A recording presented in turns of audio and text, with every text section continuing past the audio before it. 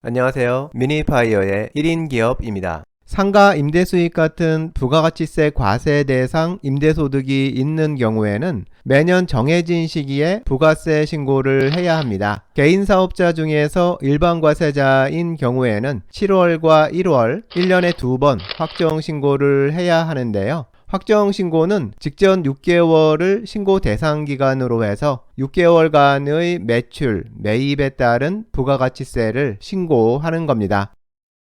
오늘 영상에서는 일반과세자인 부동산 임대사업자가 부가가치세 확정신고를 홈택스를 이용해서 셀프로 신고하는 방법을 확인해 보겠습니다. 실제로 셀프 신고한 신고 사례를 영상으로 만든 거니까요. 끝까지 확인하시면 일반과세자인 임대사업자의 부가세 신고 방법을 익힐 수 있을 겁니다. 지금부터 셀프 신고를 시작해 보겠습니다. 홈택스에 로그인하고요. 화면 상단의 신고 납부 메뉴에서 부가가치세 세금 신고 메뉴를 선택합니다. 부가가치세 신고 메인 화면으로 이동했고요. 화면에 보이는 일반과세 신고서들 중에서 정기신고 확정 예정 신고서를 선택합니다. 이제 일반과세 부가세 확정신고 신고서 작성이 시작됐습니다. 화면을 보면 신고 대상 기간이 2021년 7월 1일에서 12월 31일까지로 지정되어 있는데요. 이 기간이 2021년 부가세 2기에 해당하는 기간이고 이번 신고는 2021년 2기 확정신고입니다. 신고서 작성은 신고할 임대부동산의 사업자 등록 번호 입력부터 시작합니다. 번호를 입력하고 옆에 있는 확인 버튼을 클릭하면 해당 사업자 등록번호에 등록되어 있는 내용들이 자동으로 불려와서 화면의 사업자 정보 부분을 채우게 되는데요. 채워진 내용들을 확인하고 수정이 필요한 부분을 수정합니다. 확인과 수정이 모두 끝났으면 다음으로 넘어갑니다. 이번 화면은 이번 부가세 신고서에 포함되어야 할 서식들을 선택하는 화면입니다. 화면에는 바로 앞 화면에서 입력했던 사업자 등록번호의 주 업종에 따라서 작성해야 할 기본 서식들에 이미 V체크 표시가 되어 있는데요. 지금 화면에 체크된 서식들은 주 업종이 부동산 임대인 경우에 대해서 선택된 서식들입니다.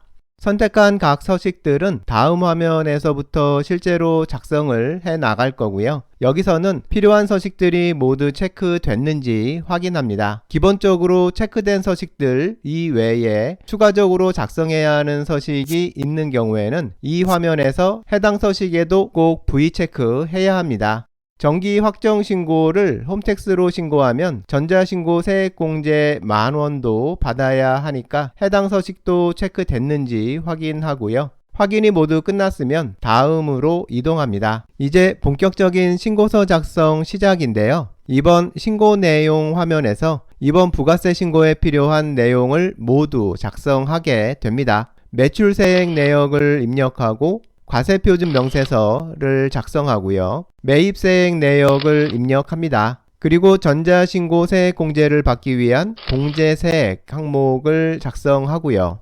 여기까지 작성을 완료하면 최종 납부할 세액이 자동으로 계산돼서 채워지게 됩니다.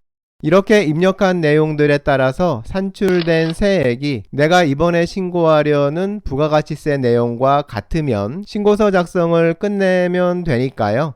이 신고 내용 화면 작성만 끝나면 이번 부가세 신고서 작성이 끝나게 되는 겁니다.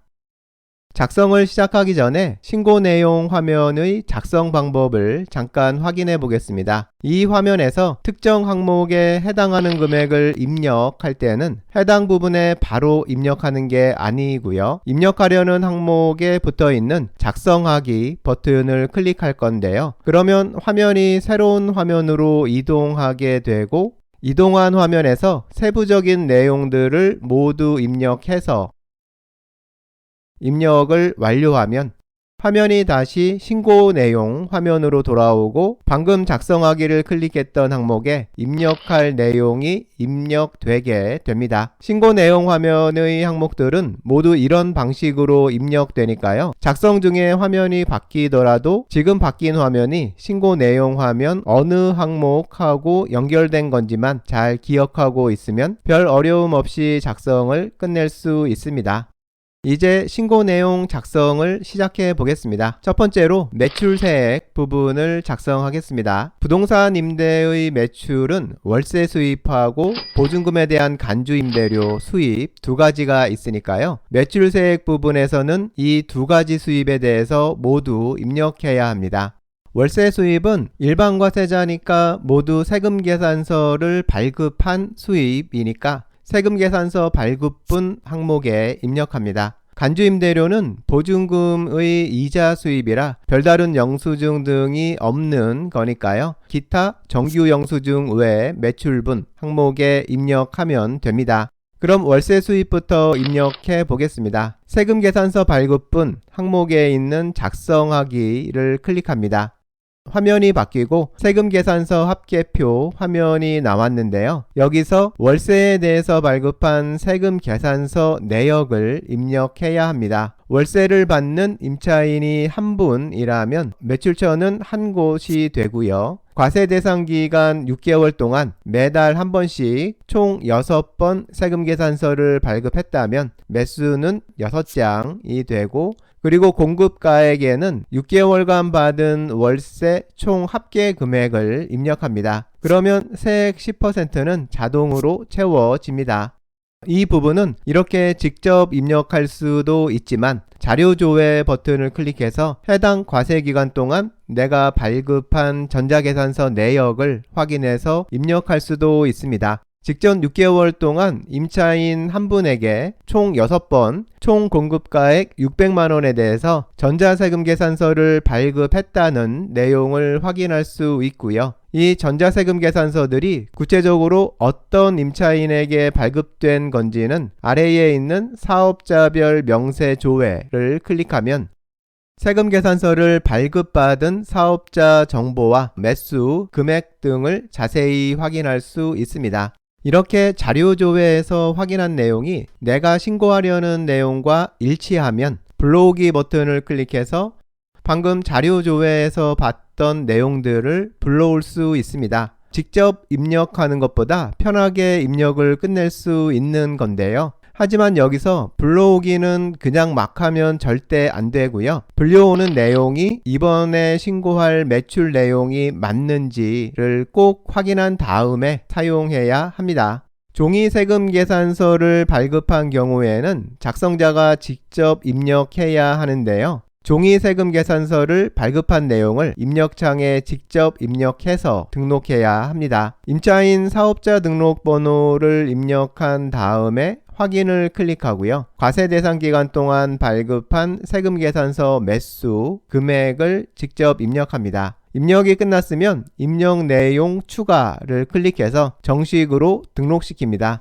여기까지 매출 세금계산서 발급 내역 입력을 모두 끝냈으면 입력 완료를 클릭해서 다시 신고 내용 화면으로 돌아갑니다. 매출세액 부분에서 세금계산서 발급분 항목을 보면 세금계산서 발급 총액하고 세액이 모두 입력된 걸 볼 수 있습니다.